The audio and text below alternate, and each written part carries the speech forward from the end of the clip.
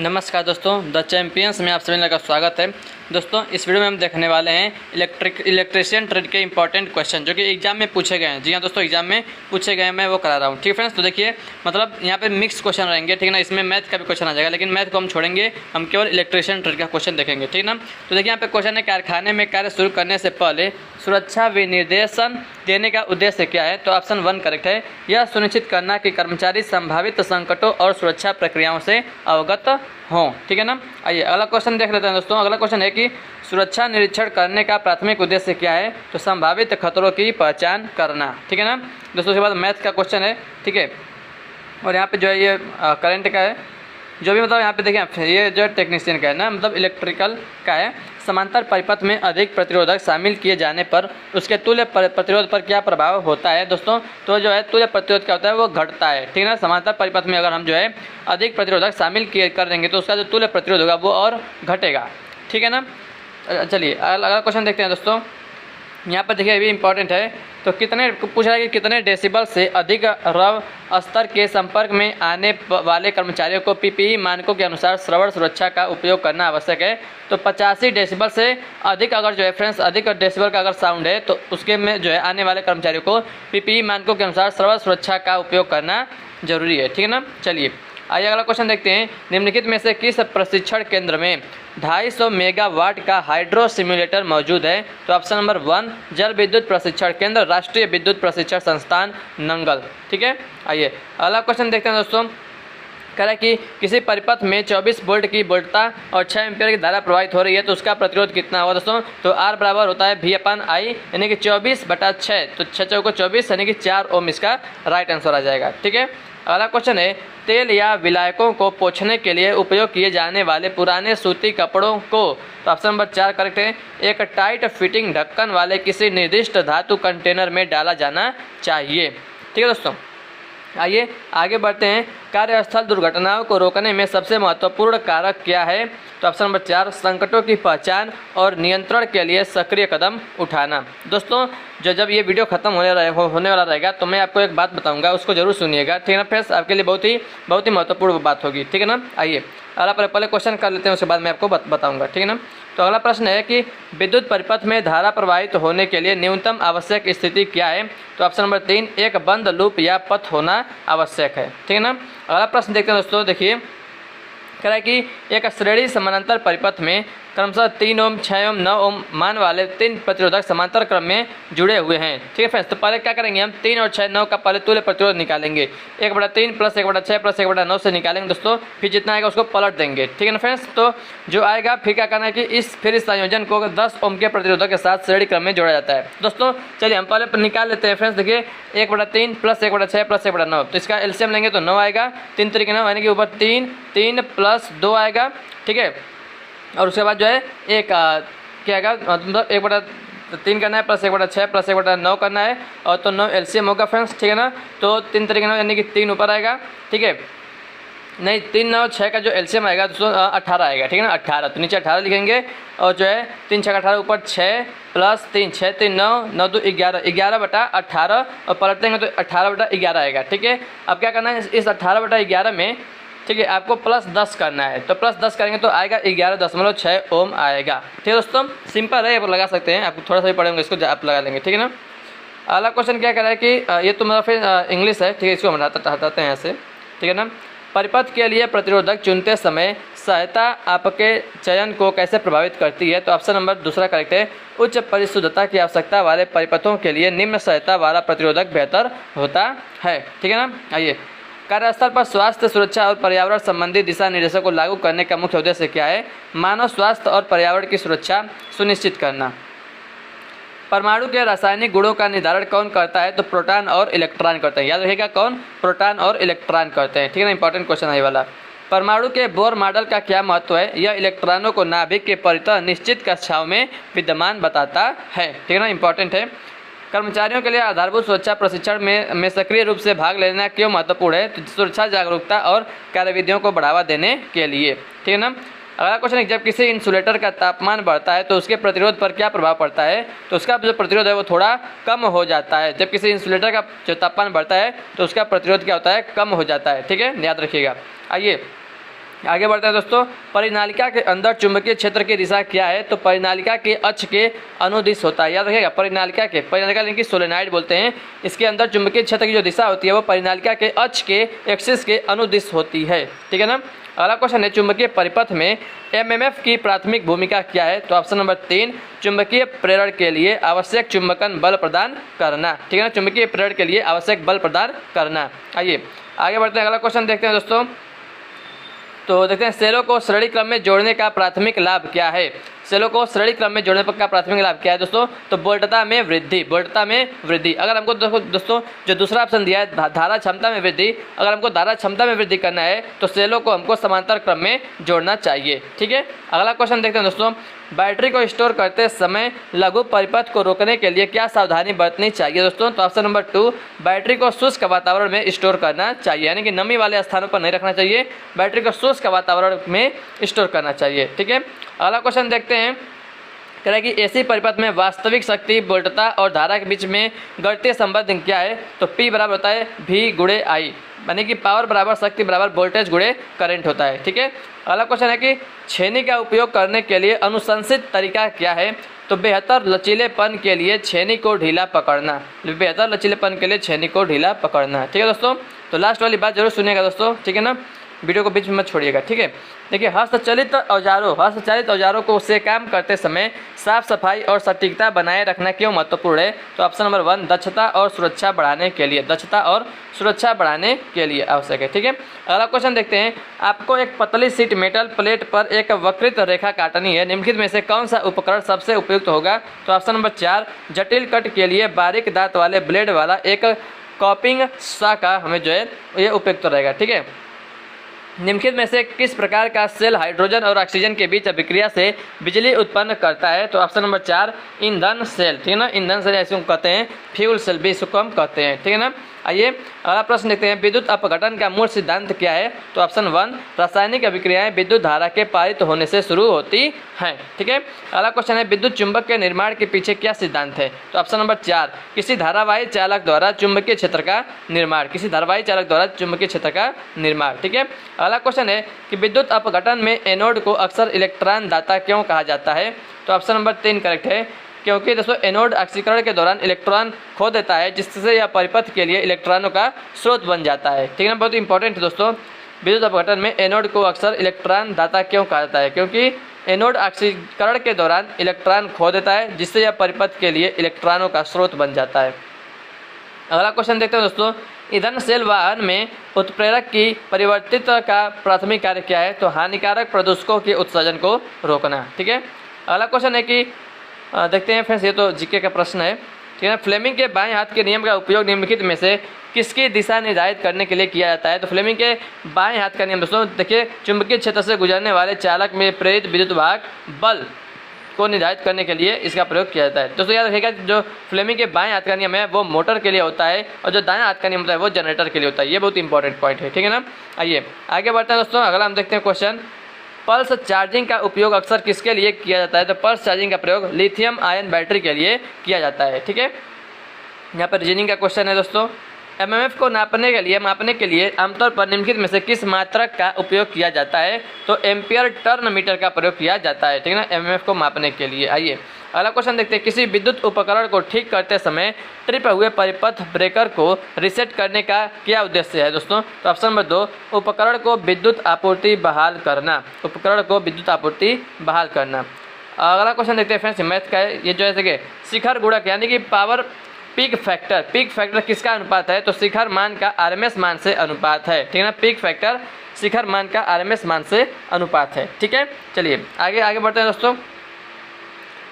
देखिए, आप आमतौर पर घर के वायरिंग परिपथ में लोड तार को कब विभाजित करेंगे? तो ऑप्शन नंबर 1, नए विद्युत आउटलेट जोड़ते समय, नए विद्युत आउटलेट जोड़ते समय जो है हम वायरिंग परिपथ में लोड तार को विभाजित करेंगे। ठीक है। आइए अगला क्वेश्चन देखते हैं कि ये तो देखिए देख सकते हैं इसको भी, सौभाग्य योजना के तहत सौर फोटोवोल्टाइक आधारित स्टैंड अलोन सिस्टम की बिजली की रेटिंग प्रदान करता है। तो बैटरी बैकअप के साथ 200 से 300 वाट की बिजली रेटिंग प्रदान करता है। अगला क्वेश्चन देखते हैं, कौन सा कारक मुख्य रूप से लोड के समय डीसी जनरेटर की वोल्टता विनियमन को प्रभावित करता है? तो ऑप्शन नंबर 1, आर्मेचर प्रतिरोध, आर्मेचर प्रतिरोध। अगला क्वेश्चन देखते हैं दोस्तों, प्रतिघात की माप का मात्रक क्या है? प्रतिघात की माप का, तो ऑप्शन नंबर 3 ओम है, ठीक है ना। प्रतिरोध का मात्रक भी ओम होता है, प्रतिघात का भी होता है, ठीक है ना। प्रतिघात भी दो प्रकार का होता है, इंडक्टिव रिएक्टेंस और एक जो है कैपेसिटिव रिएक्टेंस, दोनों का जो मात्रक होता है ओम ही होता है, ठीक है दोस्तों। सीमेंस जो है वो चालकता का मात्रक होता है, प्रेरण का मात्रक हेनरी होता है प्रेरकत्व का, ठीक है ना। और कैपेसिटेंस का जो होता है वो फैराड होता है, ठीक है ना। आइए उसके बाद ये तो रीजनिंग का क्वेश्चन है, एक संतुलित 3 फेज प्रणाली में प्रत्येक फेज के बीच कितना फेज कोण होता है? तो 120 डिग्री होता है, ठीक है ना, याद रखिएगा, सबको पता ही होगा। चलिए उसके बाद हम आगे बढ़ते हैं इंग्लिश का। ये हस्तचालित औजारों का उपयोग करते समय उचित व्यक्तिगत सुरक्षा उपकरण पहनना क्यों महत्वपूर्ण है? तो ऑप्शन नंबर 1 दुर्घटनाओं और चोटों को रोकने के लिए, ठीक है ना, इसलिए। अगला क्वेश्चन है, ये तो फ्रेंड्स जीके का है, लाला हंसराज निम्नलिखित में से किस सामाजिक धार्मिक सुधारक समाज के अनुयायी थे? आर्य समाज के। एक सदिश आरेख में वोल्टता सदिश के धारा सदिश के से अग्र होने का क्या अर्थ है? परिपथ प्रेरक है, इसका मतलब क्या है कि जो सर्किट है वो इंडक्टिव है, ठीक है ना, इंडक्टिव है, ठीक है। आइए आगे बढ़ते हैं, श्रेणी क्रम में प्रतिरोध और प्रतिघात वाले परिपथ के लिए निम्नलिखित में से कौन सा प्रतिबाधा सूत्र है? तो Z बराबर अंडर रूट में R² प्लस X², ठीक है ना, R² प्लस X²। अगला क्वेश्चन है, यदि कोई सजावटी प्रकाश व्यवस्था रुक रुक कर टिमटिमा रही है तो समस्या का संभावित कारण क्या हो सकता है? तो ऑप्शन नंबर 3 ढीले विद्युत कनेक्शन, यानी जो विद्युत कनेक्शन है वो लूज है, ढीला है, ठीक है। अगला क्वेश्चन देखते हैं दोस्तों, डीसी जनरेटर में कम्यूटेटर का प्राथमिक कार्य क्या है? डीसी जनरेटर में कम्यूटेटर का प्राथमिक कार्य क्या है? बाहरी परिपथ में एक दिशीय धारा प्रवाह सुनिश्चित करना, ठीक है ना, कम्यूटेटर का प्राथमिक कार्य है। अगला क्वेश्चन, एक संतुलित 3 फेज प्रणाली में उदासीन धारा है कितनी है? 0 के बराबर होती है संतुलित में, ठीक है ना, संतुलित में 3 फेज प्रणाली में उदासीन धारा 0 होती है, ठीक है। यदि डीसी मोटर चलते समय धुआं या असामान्य गंध देती है तो इसका क्या कार्रवाई की जानी चाहिए? ऑप्शन नंबर 1 तत्काल मोटर बंद कर देनी चाहिए और जाँच करनी चाहिए। अगला क्वेश्चन देखते हैं दोस्तों, निम्नलिखित में से कौन सा भारतीय विद्युत नियम खतरे की सूचना के उपयोग को अनिवार्य बनाता है? चौथा सही है, IE नियम 35, ठीक है। ये इंग्लिश का है, रीजनिंग का है, बताते हैं इसको। मोटर अनुरक्षण के दौरान वाइंडिंग के इंसुलेशन का निरीक्षण करना क्यों महत्वपूर्ण है? ऑप्शन 2 विद्युत दोष एवं ब्रेकडाउन को रोकने के लिए, विद्युत दोष एवं ब्रेकडाउन को रोकने के लिए, ठीक है। अगला क्वेश्चन है, डिजिटल CRO का कौन सा लाभ तेजी से बदलते तरंगों रूपों को सटीक रूप से कैप्चर की उनकी क्षमता में योगदान देता है? तो दीर्घ स्थायित्व मोड, ठीक है ना, दीर्घ स्थायित्व मोड। अगला क्वेश्चन है, किस प्रकार के डीसी जनरेटर का उपयोग आमतौर पर ट्रैक्शन सिस्टम आदि अनुप्रयोगों में किया जाता है जहां उच्च प्रवर्तन बलाघूर्ण की आवश्यकता होती है? तो option number 2 DC series generator, यानी कि सीरीज जनरेटर, ठीक है। अगला क्वेश्चन देखते हैं दोस्तों, कौन सा प्राचल किसी प्रत्यावर्तित्र में आउटपुट वोल्टता की आवृत्ति को प्रत्यक्ष रूप से प्रभावित करता है? ऑप्शन 1 घूर्णन की गति। अगला क्वेश्चन है, ये तो मतलब मैथ का क्वेश्चन है, 69 और 84 बीच की अभाज्य संख्याओं का औसत ज्ञात कीजिए, 76.5 आएगा। इलेक्ट्रिक वाहन चार्जिंग स्टेशन में संस्थापित सुरक्षात्मक उपकरण निम्नलिखित में से किस दोष से सिस्टम की रक्षा करेगा? ऑप्शन 1 व्युत्क्रम शक्ति प्रवाह, यानी कि रिवर्स पावर फ्लो से सिस्टम की रक्षा करेगा, ठीक है। अगला क्वेश्चन देखते हैं दोस्तों, डीसी मोटर गति नियंत्रण में क्षेत्र दुर्बलन का उपयोग करने का उद्देश्य क्या है? तो उद्देश्य क्या है दोस्तों? ऑप्शन नंबर 3 मोटर की गति को रेटेड गति से अधिक बढ़ाना। अगला क्वेश्चन है, स्टेटर और रोटर घटकों के लिए लेमिनेटेड कोर का उपयोग करने का उद्देश्य क्या है? ऑप्शन नंबर 4 भंवर धारा हानियों को कम करा, भंवर धारा यानी कि मतलब एडी करंट हानियों को कम करना, ठीक है ना, एडी करंट लॉस को। अगला प्रश्न है, विद्युत मापन में चल रहे उपकरण के परिचालन के लिए कौन सा बल आवश्यक है? तो ऑप्शन नंबर 3 विद्युत चुंबकीय बल, इलेक्ट्रोमैग्नेटिक फोर्स, ठीक है। अगला क्वेश्चन देखते हैं दोस्तों, अगला जो क्वेश्चन हमारा आ रहा है, देखिए ये तो मतलब मैथ का क्वेश्चन है। उसके बाद फ्रेंड्स ये वाला क्वेश्चन है, निम्नलिखित में से किस अनुप्रयोग में घूर्णन गति और बलाघूर्ण के सटीक नियंत्रण के लिए अक्सर डीसी मोटरों की आवश्यकता होती है? तो रोबोटिक्स में सटीक नियंत्रण के लिए डीसी मोटर की आवश्यकता होती है, ठीक है ना। अगला प्रश्न है, घरेलू वायरिंग में भू संपर्कन तार के लिए आमतौर पर किस रंग का उपयोग किया जाता है? तो ऑप्शन नंबर 1 हरा या आवरण रहित तांबा का प्रयोग किया जाता है, ठीक है ना दोस्तों। आइए अगला क्वेश्चन हम लोग देख लेते हैं, एसी मापने के लिए निम्नलिखित में से कौन सा उपकरण अधिक उपयुक्त होता है? तो ऑप्शन नंबर 1 चल लव उपकरण, यानी कि मूविंग आयरन इंस्ट्रूमेंट, ठीक है। अगला क्वेश्चन देखते हैं, एसी और डीसी के बीच मुख्य अंतर क्या है? तो ऑप्शन 1 करेक्ट है, एसी आवधिक रूप से अपनी दिशा बदलता है जबकि डीसी केवल एक दिशा में प्रवाहित होता है, ठीक है। अगला क्वेश्चन है, विद्युत उपकरणों के अंशांकन के लिए निम्नलिखित में से कौन सी सामान्य विधि नहीं है? ऑप्शन 1 गुणन विधि, ये सामान्य विधि नहीं है। बाकी जो तीनों है, तुलना विधि, प्रतिस्थापन विधि, शून्यीकरण विधि, ये तीनों हैं, लेकिन पहला जो है गुणन विधि वो सामान्य विधि नहीं है। आइए फ्रेंड्स अगला क्वेश्चन देखते हैं, शक्ति गुणक सुधार प्रत्यावर्तित की दक्षता में किस प्रकार सुधार करता है? तो ऑप्शन नंबर 3 प्रतिघाती शक्ति को कम करके सुधार करता है। प्रतिघाती जो रिएक्टिव पावर होता है उसको कम कर देता है। ठीक है, अगला क्वेश्चन है, प्रत्यावर्तित में यानी कि अल्टरनेटर में उत्तेजन प्रणाली की क्या भूमिका है? तो ऑप्शन नंबर 3 वोल्टता आउटपुट को नियंत्रित करना, वोल्टता आउटपुट को नियंत्रित करना। अगला प्रश्न है, परिचालन के दौरान डीसी मोटर में असामान्य रव का संभावित कारण निम्नलिखित में से कौन सा है?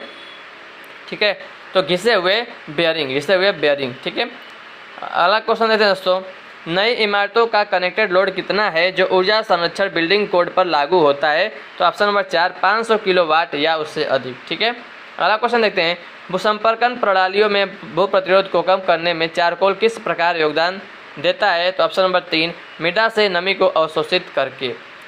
अगला क्वेश्चन देखते हैं दोस्तों, अगला जो क्वेश्चन हमारा आने वाला है देखते हैं, अस्थायी चुंबक चल कुंडली यानी कि PMMC permanent magnet moving coil उपकरणों का उपयोग मुख्य रूप से किसके लिए किया जाता है? तो ऑप्शन नंबर 1 उच्च सटीकता के साथ डीसी मापन, उच्च सटीकता के साथ डीसी मापन। ठीक है, अगला क्वेश्चन देखते हैं, AMR सिस्टम की कौन सी विशेषता विद्युत मापदंडों की वास्तविक समय की निगरानी और विश्लेषण की सुविधा देती है? Option number 4 remote access. अगला क्वेश्चन है दोस्तों, निम्नलिखित में से किस वर्ग का पावर एम्पलीफायर अपनी उच्च दक्षता के कारण आमतौर पर रेडियो फ्रीक्वेंसी RF और माइक्रोवेव अनुप्रयोगों में उपयोग किया जाता है? तो ऑप्शन नंबर 3 वर्ग सी पावर एम्पलीफायर का जो है हम अधिक प्रयोग करते हैं, इसकी दक्षता उच्च होती है। ठीक है ना, RF यानी कि रेडियो फ्रीक्वेंसी और माइक्रोवेव अनुप्रयोगों में इसका उपयोग किया जाता है। ठीक है फ्रेंड्स, अगला क्वेश्चन देख लेते हैं, सिलिकॉन में P प्रकार अर्धचालक बनाने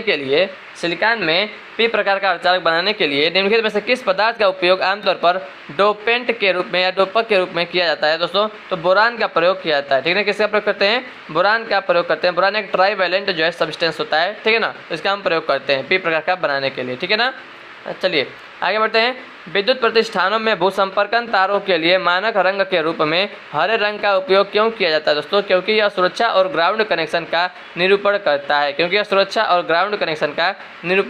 ठीक है ना। अगला क्वेश्चन देखते हैं दोस्तों, तो ये हमारा जो है मतलब जीके का क्वेश्चन है। अगला क्वेश्चन है, प्रत्यावर्तित के अनुरक्षण तथा या परीक्षण के दौरान उचित वेंटिलेशन सुनिश्चित करना क्यों महत्वपूर्ण है? ऑप्शन नंबर 2 अधिक गर्म होने से बचाने और सुरक्षा सुनिश्चित करने के लिए। ठीक है दोस्तों, आइए अगला क्वेश्चन देखते हैं, निम्नलिखित में से किस अनुप्रयोग में अल्ट्रासाउंड तरंगों का उत्पादन करने के लिए ट्रांसड्यूसर चलाने हेतु पावर एम्पलीफायरों का उपयोग किया जाता है? ऑप्शन नंबर 1 अल्ट्रासाउंड इमेजिंग प्रणाली का उपयोग किया जाता है। ठीक है, अगला क्वेश्चन है कि वितरण प्रणाली यानी कि डिस्ट्रीब्यूशन सिस्टम में अपर्याप्त भूसंपर्कन का परिणाम क्या होता है? ऑप्शन नंबर 1 उपकरण को क्षति और कर्मियों की चोट के जोखिम में वृद्धि। ठीक है फ्रेंड्स, आइए अगला क्वेश्चन देखते हैं, उपकेंद्र भूसंपर्कन इलेक्ट्रोड के लिए स्थान का चयन करते समय निम्नलिखित में से किस कारक पर विचार नहीं किया जाता है? ऑप्शन नंबर 1 परिवेश का तापमान यानी कि परिवेश के टेम्परेचर पर जो है विचार नहीं किया जाता है। ठीक है, अगला क्वेश्चन दोस्तों दिया है, तो ये कौन सा क्वेश्चन है? PD 8 एक निश्चित तरीके से, अच्छा ये तो रीजनिंग का क्वेश्चन है। ठीक है ना, अगला क्वेश्चन है, बोरान को सिलिकॉन में मिलाने के से जो है किस प्रकार का अर्धचालक उत्पन्न होता है?